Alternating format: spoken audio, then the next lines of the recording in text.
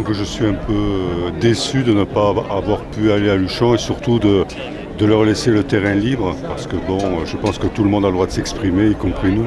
Dans la mesure où il risquait d'y avoir des incidents, c'est vrai que c'était peut-être pas quand même très judicieux et je pense que pour la cause qu'on défend, je pense qu'on a intérêt à garder au maximum notre dignité, contrairement à ce que font certains de nos opposants. Bien sûr qu'il fallait y aller, même si la manifestation avait dégénéré un petit peu. Bon, ben, on aurait été dispersés, mais au moins on était là. Hein, qu'est-ce qu'on fait ici? Je ne sais pas. Hein? Alors c'est vous, Balou, il paraît? Il paraît, ouais, on m'a relâché. Oui, il y a des humains qui ont voulu m'empêcher, qui veulent m'empêcher de vivre dans les Pyrénées, et ça m'embête vraiment. Elle est de vous, la caricature? Non, elle a été empruntée. C'est sympa, hein? Ah, si on veut, ça dépend de quel côté on se trouve. Moi, je rêve de rencontrer l'ours. Vraiment, ça me ferait un grand plaisir. Nous avons exigé de l'État qu'il assure la protection des ours qui ont été lâchés. Car en fait,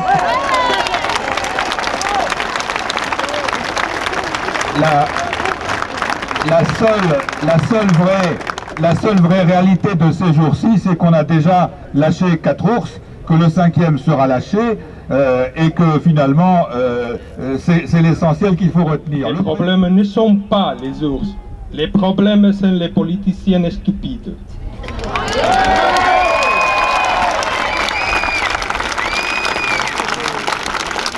Moi, je vous apporte une salutation très cordiale de l'Espagne pour tout et en avant. Ne rétrocédez pas jamais. Merci. Si tu savais tes mensonges, tes reculades, mon repos, si tu savais tes interdits où on s'aimait.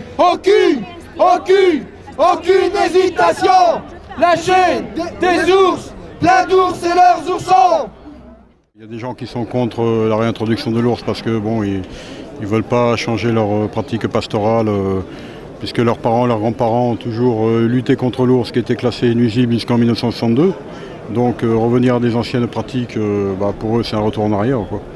Donc, mais bon, maintenant il y a des moyens mis en œuvre pour cohabiter avec l'ours. Il y a des chiens de protection qu'on appelle les montagnes des Pyrénées, qui sont en plus subventionnés par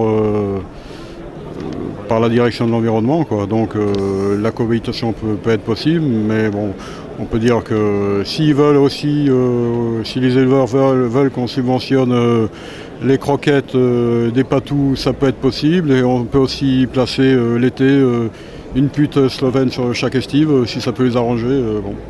Oui, mais ça me semble tout à fait logique qu'un berger reste avec ses bêtes. Si on est attaché à ces bêtes, elles peuvent être malades, il peut leur arriver 36 trucs. C'est quand même normal qu'on n'aille pas foutre ces bêtes dans les montagnes sans les surveiller.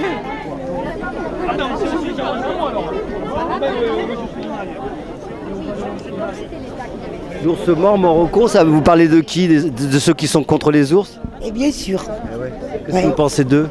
Ce que je pense d'eux, je pense que déjà s'ils surveillaient un peu mieux leurs troupeaux, ils n'auraient pas de problème. Le problème, c'est qu'ils n'ont aucune envie d'aller surveiller les troupeaux et ils n'ont surtout aucune envie de payer des bergers pour les surveiller. Ils ne veulent même pas prendre des chiens, parce que soi-disant les chiens agressent les touristes, l'ours agresse les touristes, enfin tout le monde. Seulement les touristes, quand ils voient des bêtes crever dans des ravins, ils savent téléphoner à la protection animale pour demander qu'on aille sauver cette bête. Sans compter les bêtes qu'ils oublient à la fin de l'estive et qu'il faut aller litreuiller parce qu'ils sont dans la neige ou qui carrément crèvent dans la montagne. Il ne faut pas rêver.